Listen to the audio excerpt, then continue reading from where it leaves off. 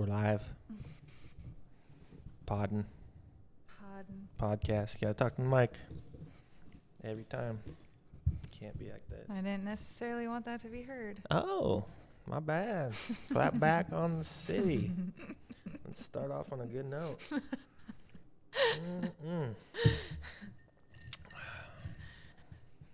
Hi, dear. Hello. So, how you feeling about all this podcast and whatnot? Feel good about it? Good. Oh, good? Yeah. You weren't always feeling good. No. Now you're feeling good? Yeah. I need to lower myself. Probably. You're You should be on the lowest one. No, that's not true. Oh. That's not ever how it's been. But I'll be more on your height. There. So, you're feeling better about the podcast. You weren't feeling so good for a minute. You were all over the place. And then, have you come up with any ideas on what to do next? I was just all over the place in general. I think. So you're back a little more focused. Yeah. Point of this podcast? Point of the podcast. Yep. Point of the podcast. What is that? Connect with the people. Connect with the people. I don't think that's true. You keep saying that. We were being called to. We're being called to. So we're trying to get closer to God and obey. But it's also to serve other people. Love each other this way. This is a good way to connect. Yeah. I enjoy it. You don't. It's fine. And then it's to help anybody who's watching with whatever. And they can be entertained, or they can get information, or they can be inspired, or they can know behind the scenes, like what it's really more to me what it's like to walk with God than it is like about particularly an art gallery, because every week we're like, this is crazy. We're in a lull. We don't know what to do. Yeah. We run an art gallery. Yeah. It's very amazing. But there's not much to talk about. It's just like we just sit here and wait for people to come in and buy art. Yeah. And most of the time they don't. And every once in a while some cool stuff happens. Like the chocolates came. Oh, yeah. What was that? Somebody loves you so much. Yes, They brought you chocolates. I don't think that's the case, but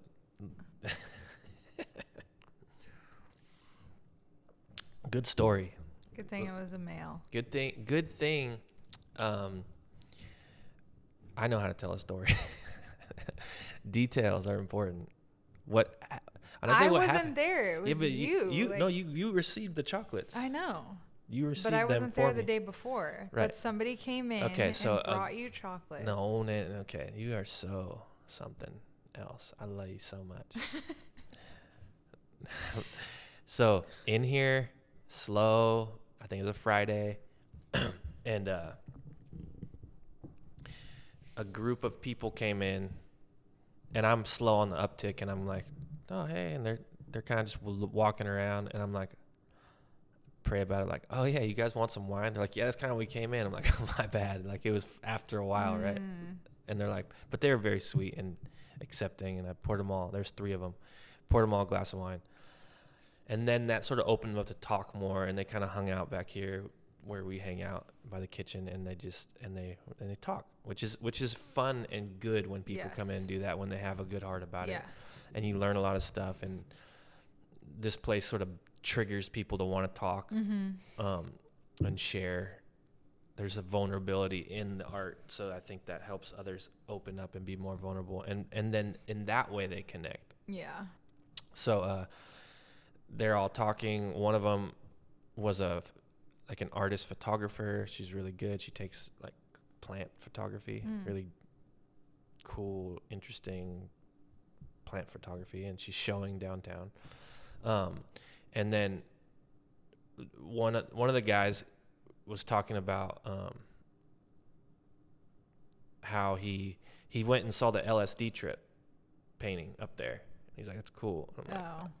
I'm like, and you could tell he's like, LSD, like, yeah. And I'm like, oh yeah, like there's something about the ego death and killing ego in that resonates. And I was watching that documentary on how to change your mind on Netflix, which is it's fascinating that these psychedelics are helping people in a real way get through things that they could not have gotten through sort of the traditional Western medicine ways. Let's put it like that.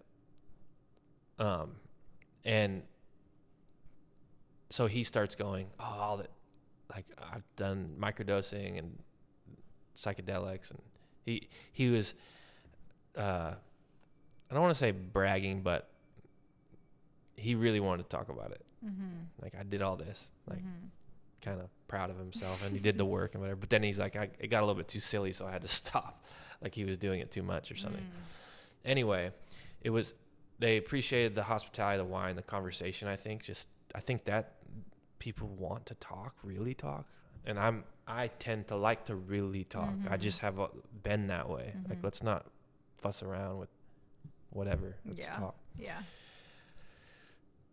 So he bought a book, a Fweeble book, and then she bought a book, the Uncommon Truth book. And she was like, she's an artist, so she's like, actually the most impressive thing in here for me is that you wrote a book. That seems daunting and crazy and amazing. I'm like, oh, like, and I sort of was like, yeah, I'm just very processy. I use all this stuff to process. I just, she brought up a book called Highly Sensitive People. Like, there's a book about that. She's like, it helped me.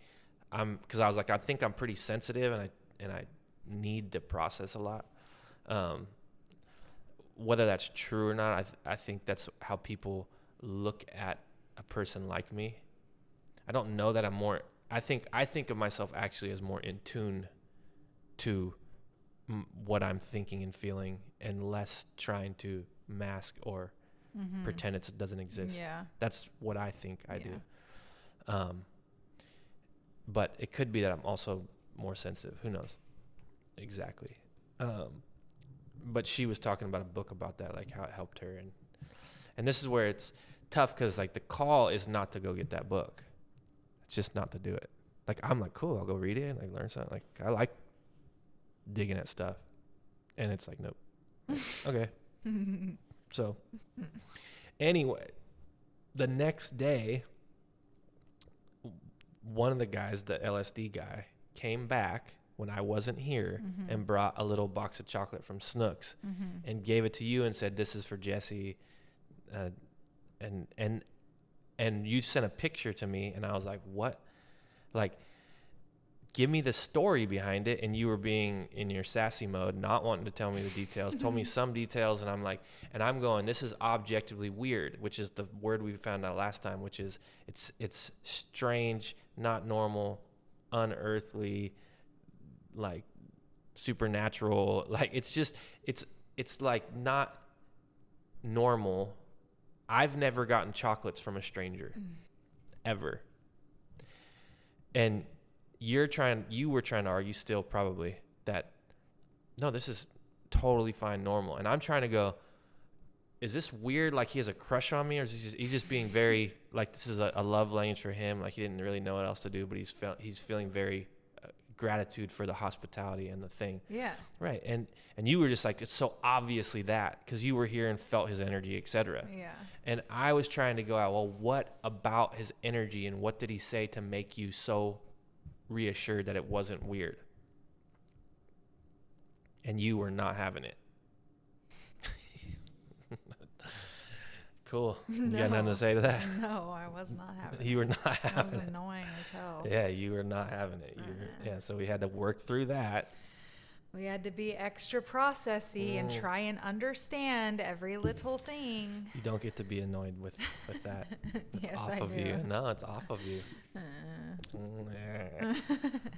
It's not normal, but it's like a thing. And maybe that is his love language, like gift giving. Yeah, I'm saying it's not bad. I never was like, it's weird bad. I'm trying to figure out, is it weird bad or weird good? No, it's still weird. Weird good. Yeah, but you were arguing that it wasn't weird at all. You were arguing Yeah, literally. it's not strange. Or but you just said it is strange. It is strange. And one of your things was like one of your things, which was very sweet, was like, no, this is how more people should be with you. Yeah. Which is very sweet. More people should show you love, and because one of the things is I get people doing the opposite, like not just not showing me love, but like actively hating me, actively trying to harm me, actively talking smack about me. Yeah. Right. And you feel that, and when someone shows genuine like goodness towards me, you're like, yes, fuck all the haters. Yeah. And good, you deserve it. And I think that's sweet. Yeah. And it's coming from the right place. And so you're going like, this is normal. Sort of, you feel like that about me. Someone else does, they get it. Yeah. Right? Mm-hmm. Okay. But I'm still going, me over here, I got chocolates from a man going, maybe he likes my tush. You're so dumb. I wouldn't assume that he's freaking gay. I didn't assume he's gay. I'm just going, I don't know. And I don't think it's like, I don't know. Gay is so like 20 years ago. He could be like non-binary, gender, like what's the name of the thing where you pronoun? No, many, you have polyamorous. Oh, yeah. And I was just trying to get to the bottom of that so I could be rest assured. Now, the thing is that what made it rest assured was not you, because you were being sassy. It was him. He texted me the next day. Yeah. He texted me the next day and was like, hey, just wanted to say, really appreciate it. I dropped some chocolates off. And he even was like, I dropped them off for the gallery, he even said. He just said for the gallery. He didn't even say for me, but he was like, I appreciate it, appreciate you, and I'm going to come buy that piece. And like that, it was cool. Yeah. It was very, like, okay. Like, it made me feel, all right, this dude's just trying to be good. I was right, yes. Yeah, you were right. Yeah. But you were wrong. But nothing. No, you were wrong in not trying to help me see that you were right. Yeah, I was. You were just like, F I was you, struggling. believe me. I wasn't being sassy. That was a hard day. Oh, you took it out on me. Sweet, thanks. Yes. Perfect. I forgive you. I actually don't think he knows I'm your wife either. Oh. I thought about that for a minute. Hey, quit doing that.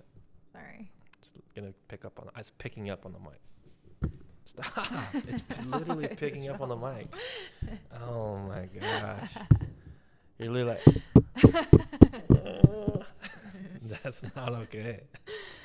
Wow. Wow, you got some words to say? No. Nothing. Never do. I love this podcast.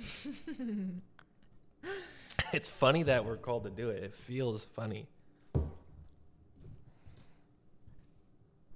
We should call it the Pulling Teeth Podcast, not Max House. I feel like I'm trying to get you to talk, and you're actively trying not to talk. I never talk, bro. I wonder.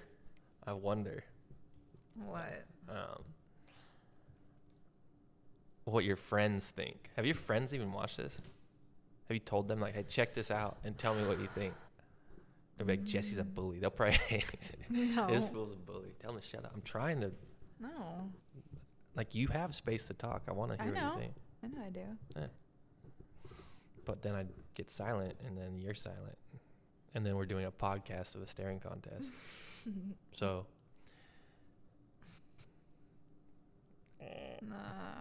How you feeling this month about this place? Weird.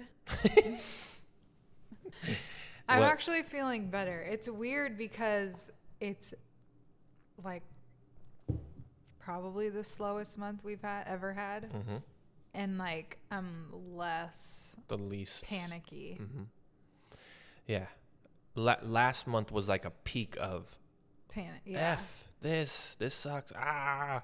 Yeah. So much so that you're like, I don't know if we're going to be here. And I was like, we're going to be here. What are you looking at? Yeah, I see it. What? You had a little fuzzy in there. Oh. This is, jeez. It's all like a little piece of glitter. I'm like a fish. So, yeah, this month, for me, it was like the embarrassment of throwing a fit and eating a carrot cake and drinking a bottle of wine and just being like, "Ugh," and feeling that for way too much. Yeah. And then going like back to talking to God and going like, what, help me out. And him going, I told you I got you, relax. Like, yeah. like just be with me, Mm-hmm. which is a weird constant lesson. It's like, oh, I think I got it. Like, oh, I'm walking with God. I'm way out here on a limb. Da, da, da. And then like, cool, go take a walk by yourself in the neighborhood. Like, this is boring. And this is what I have to do today. Mm-hmm. You know, this is the best thing I could be doing. Yeah, just be with me, chill, exist. Don't. So my nature is to constantly be doing something. Yeah. And it's hard to go against my nature, but my nature is not good. Mm-hmm. So I have to go, oh yeah, I'm an overdoer. Yeah. You're an underdoer. Mm-hmm. So your nature is to do not anything. Mm-hmm. And they're like, no, you should do some things. And Yeah. mine is to do too many things. And it's like, no, calm down and don't do some things. Yeah. So it's an interesting mix of that here for us. And yeah, this month seems more calm in our souls, even though the bank account is the same situation and It's worse. yeah, it's in that, yeah, we're like 20 days into the month and we don't have like half of the money we need. Not even close to half. Yeah, it's okay. It's okay. It's all good. God is good. God is good. He's know. good all the time. I know. He's been good to us. It's just us freaking out and being uncomfortable and wanting security, wanting to see it for ourselves rather than trust. Mm-hmm. So it's a constant, okay, we're going to trust. Which, you know,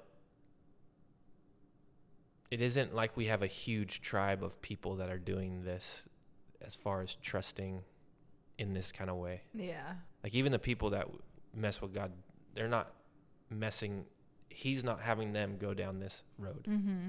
of like pure way out here. Yeah. So they're watching it going and terrified for us. Yeah. Even so much where I think like Peanut is like, yeah, I don't know if I want to mess with God as much because I don't like how Your life. you have to be Yeah. with God. Like you're constantly trying to minister. It seems very difficult. You're constantly like in financial insecurity situations. Mm-hmm. I'm like, yeah, but it's the best. It's the goodest. It's the right. Yeah. And look at how all the, Like I have more peace than you do. yeah, just that. Like Yeah. and just like the human stuff, like I don't throw fits and take shots at you like you do. Yeah. And that's not because of me, that's because of God. Yeah. So yeah. Anyway, that's part of why it's part of the beauty of getting back to God is because I come from a truth background. So I can't, like I look for examples of people that are sort of doing it better or more right or have something figured out. And there's honestly not very many people that have more figured out and are doing it better, are like walking with God or even walking on this earth period in a better way as far as interacting with humans in a real way that I can actually see. Yeah. So because I'm trying to help other people and serve and love, I see them and I go, oh, they're struggling in a way that I'm not, or I used to, but I don't. And so it gives me more faith in what I'm doing. And I go, oh, here, let me help you there. Mm-hmm. So in a weird way, it's like everyone's lack of faith or lack of seeking truth helps me stay faithful and seeking truth. Yeah. So cheers. Cheers. You have anything to talk about?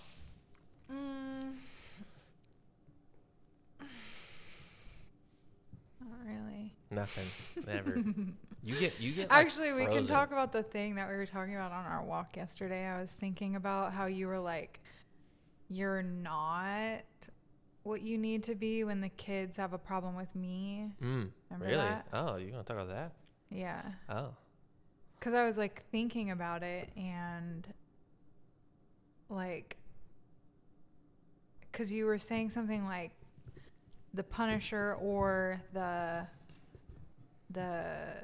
like level-headed talker. What, I don't know what you said. Processor. Okay. You want to talk about that? And I don't think, even if I was somebody who was level-headed, You're not. well, I no. am level-headed, but like I don't talk like you do. Yeah. I don't like even if I was that for them, I don't think that they would come to me when they had a problem with you. Maybe. You're right. Maybe. But it's one of those, like, you can't know because you're not that way. So it's like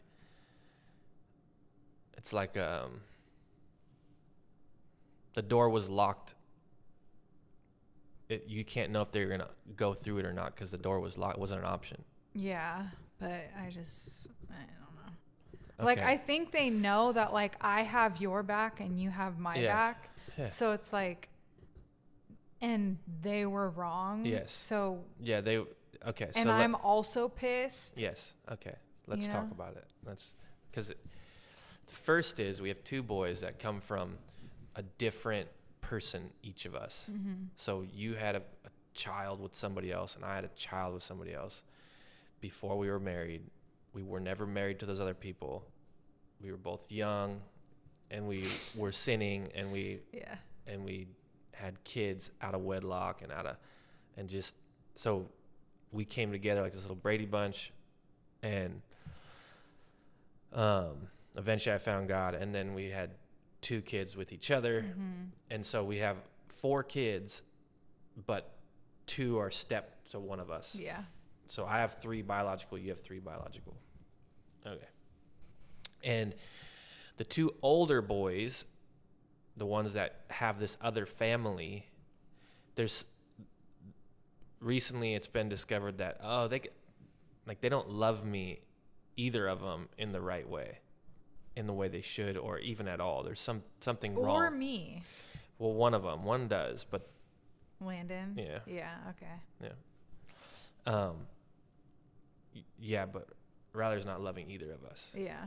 And this is complicated, but since we're talking about it, one of the things that has come to light is in our home, I've been the one that's like disciplinarian, going, here's the line, you can't cross it, here's the punishment, right? As well as I'm the one that has helped them process, talk, seek truth, all that stuff. Yeah. The problem comes when what I was bringing to you is in the correct way a family ought to run, where there's no sort of other tribe to run to, which is part of the problem with those boys, is when a kid has a problem with one parent, they can go to the other parent and feel safe enough to talk to them, but it's not, and then that parent can still know that we have each other's back, but because we're seeking God, if you were wrong, they know that I'm going to have their back over yours. Yeah, they know that. And it's vice happened. versa. Yeah.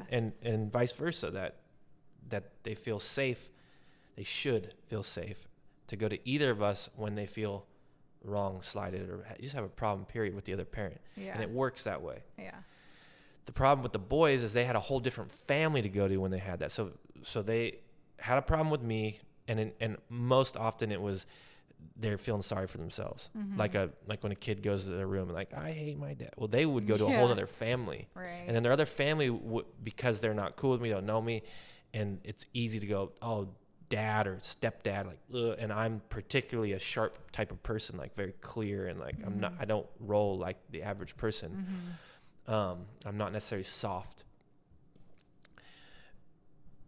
the other family would sort of demonize me, and the kids would feel that, both Landon and Ryder, and they'd be like, oh yeah, screw him, he's bad, he made me feel this way, but he was wrong, and they'd tell like partial stories, and then they'd feed into it. So they both would have this seed in them that's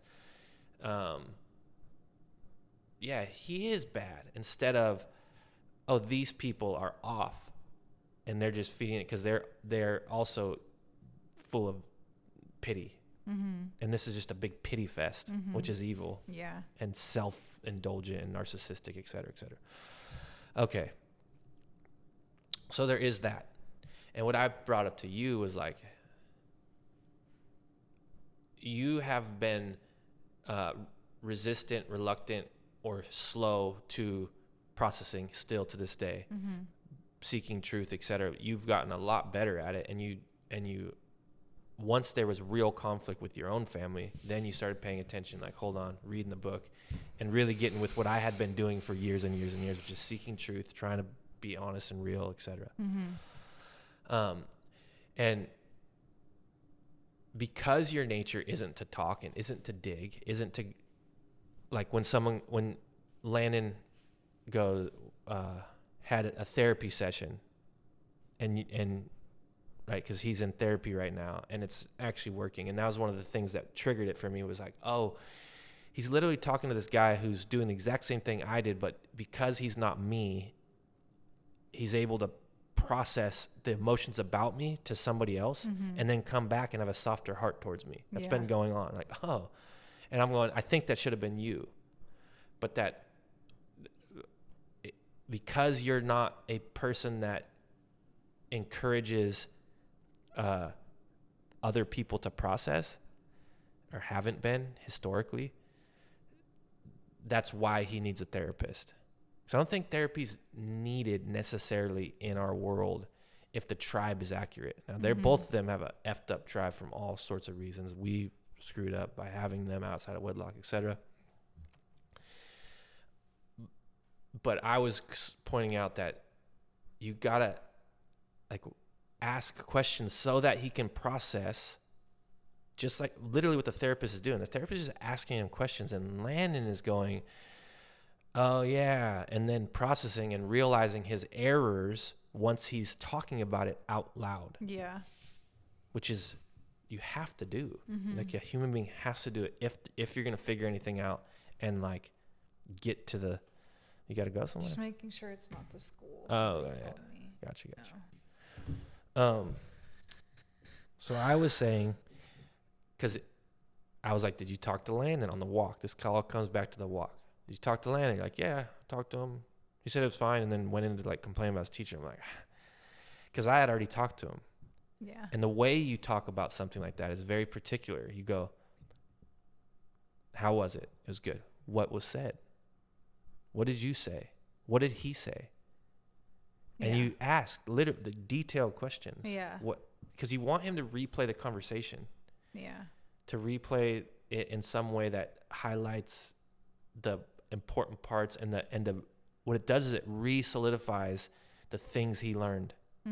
It oh yeah. Yeah. And then he gets to sort of step back and go, oh, this is why this is working, and this is why, right? But you didn't provide that. Yeah. And there's lots of reasons for that. You weren't raised in a household that processes accurately.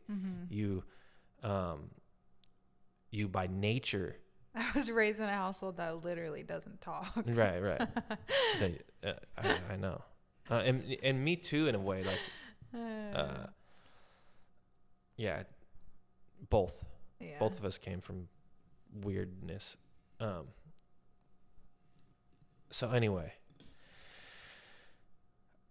And I was clear to go, like, this is not all on you. I was just going, for our young ones and for them, that you have to become this person that you're not necessarily naturally akin to, which is someone who gets people to talk for them, to serve them. Yeah. And I was like, you do it well for me. I mean, this podcast, I process, and you quiet. I'm trying to get you to process, and you're very reluctant. Is there anything to add, or what are you thinking? What are you feeling about anything I just said?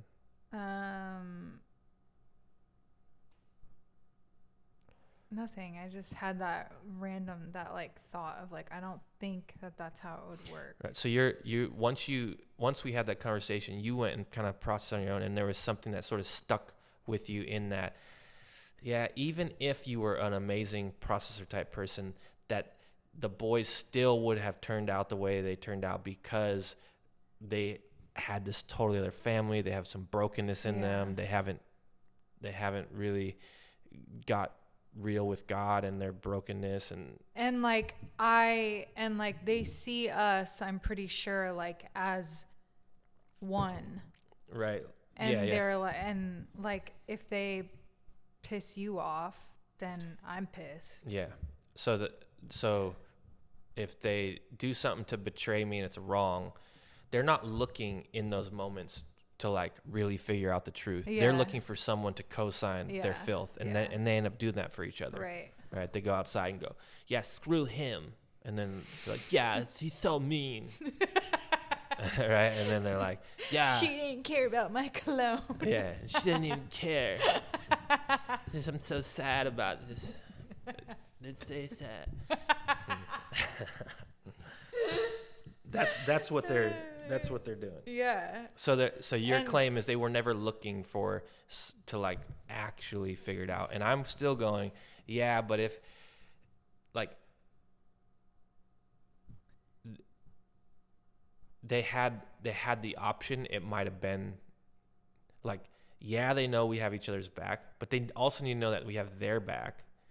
And I think that they misunderstand having back with, they want pity. Like, it's like, that's not who has your back, who feels sorry for you. Yeah. Yeah. It's just not. Yeah. And that's what they've been raised on, both of them, people having pity because we're their parents, particularly because I'm their parent. Yeah.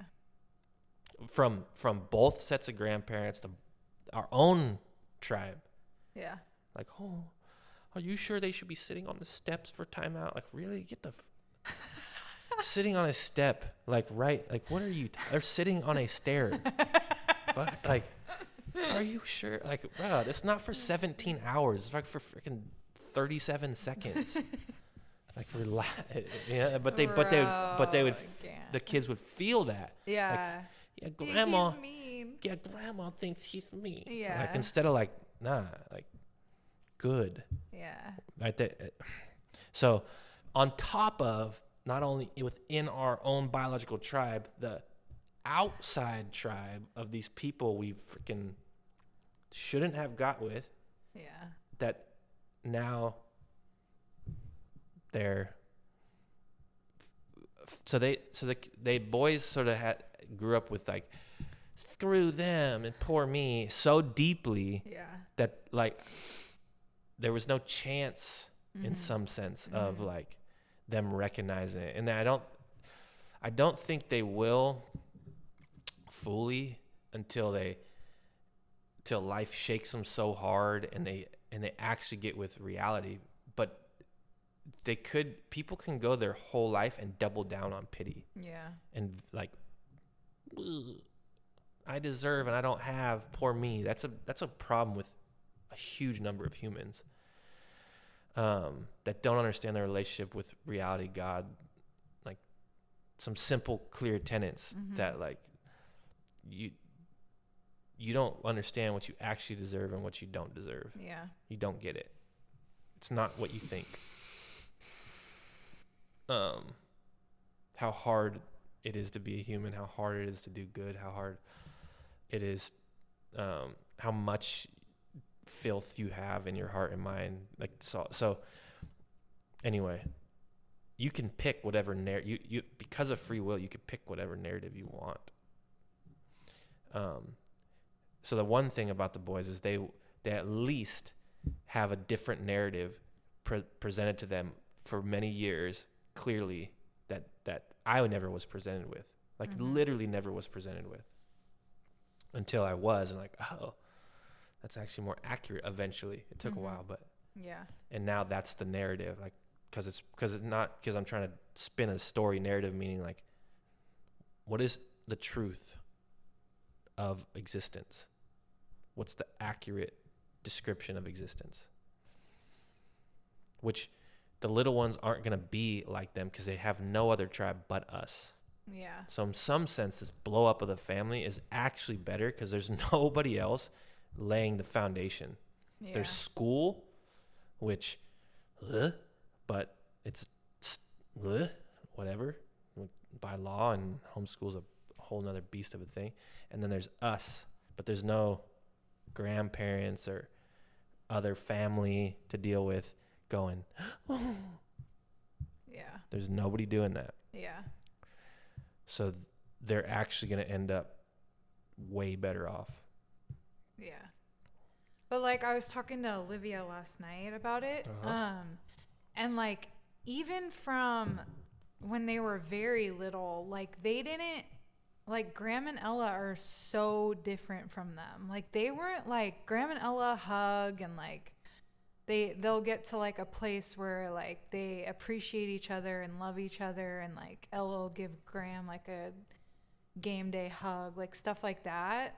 Like Lane and Ryla were never like that ever. Even when they were little like that. You mean affectionate? Yeah, like they're just like different. I don't know. Like did their broken family like affect them when they were that little? I think that I think the broken family caused major brokenness, but I don't know how much personality whatever is at play, like just like innate personality, right? To both of them. So it's hard to go, well, Graham and Ella were like this and they're like this, because it's like very different. I think that Graham and Ella just have a way better, clear foundation tribe. They sort of have like the correct built-in identity and foundation and security, whereas to Landon and Riley's credit, it must be tough to grow up in a splintered ass tribe where you're like, I don't know where the safe place is, because I'm getting all these mixed signals. It's obviously not one unit, but I belong to all of it. Yeah. So I just think it's sad and wrong, and I take like full responsibility. I'm like at the end of it, I'm like, man, they had no chance. We had no chance. I'm here for you, but this was kind of screwed up from the very beginning, and my bad. Yeah. And at some point, it's like you got to grow up and be a man and figure it out. And I had to, because just because you're from a family doesn't mean that, like, again, Graham and Ella have just a clear, safe place that there's no question about. Mom and dad have our back, love us. That's all I have. Yeah. There's no like, oh, well, maybe I can go over here and da-da-da. And they don't have anybody throwing pity in their ear, giving weird looks or thoughts about their parents.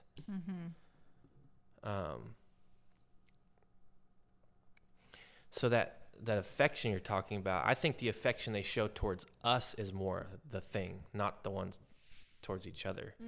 That the boys weren't very affectionate towards us as little guys. Yeah. It was just all kinds of like, what is going on here? Like a resentment built in or something. It's hard to get into the mind of them because they don't even know. What? Is that from you? Oh my God. I don't want to bring the camera just to show them. Like, you're sitting there peeling off the paint from your nails. And just look down, it's just like... I literally just looked down. I was like, wait until he looks down, and you look down. I gotta redo my nails. My first thought was like, who the fuck? Like, I didn't even know it was you. Like, who just made a giant? What is that? And then just your reaction was like, oh. You just I'm killing two birds with one stone. Got it. I don't know about that. I think you're just obsessively an overpicker. How you feeling about that topic? Anything else? No, that's all. Okay. I feel good. Good. Feel better? Yeah. All right. I think you're a great mom. I don't think these things, I don't think you have any. I think it's very evident that you love them and that they love you. Even to the older boys, you were a great mom. I want you to make sure you get that.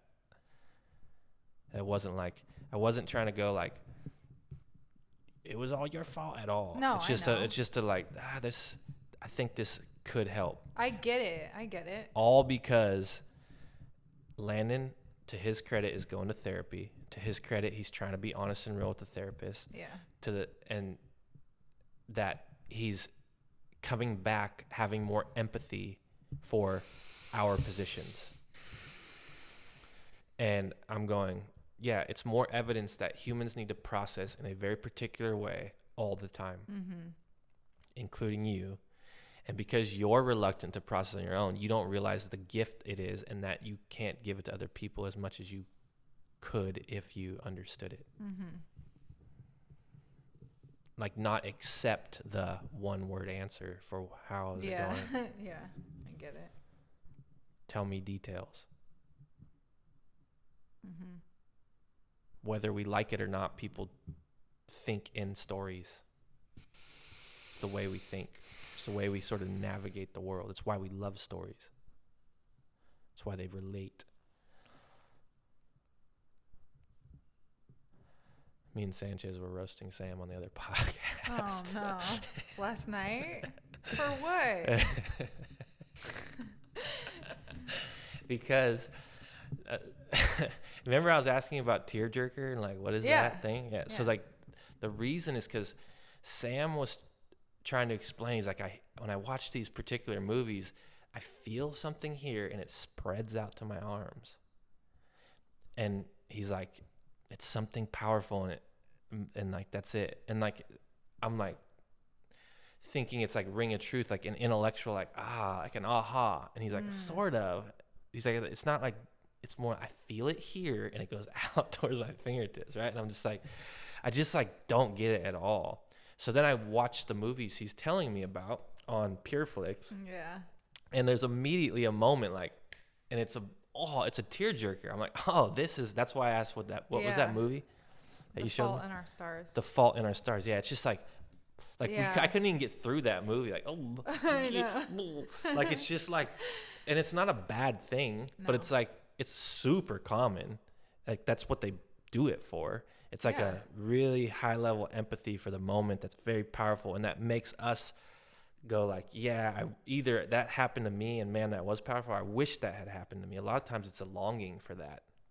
Like I want that to happen. You want what to happen? A deep connected thing. Like one of the things that a tearjerker though isn't necessarily a good thing. The Fault in Our Stars was like sad. Yeah, but it's like deeply like the deep love and the like again longing or the relate to the suffering. Again, it's an empathy thing. The emotion varies, I think. Yeah.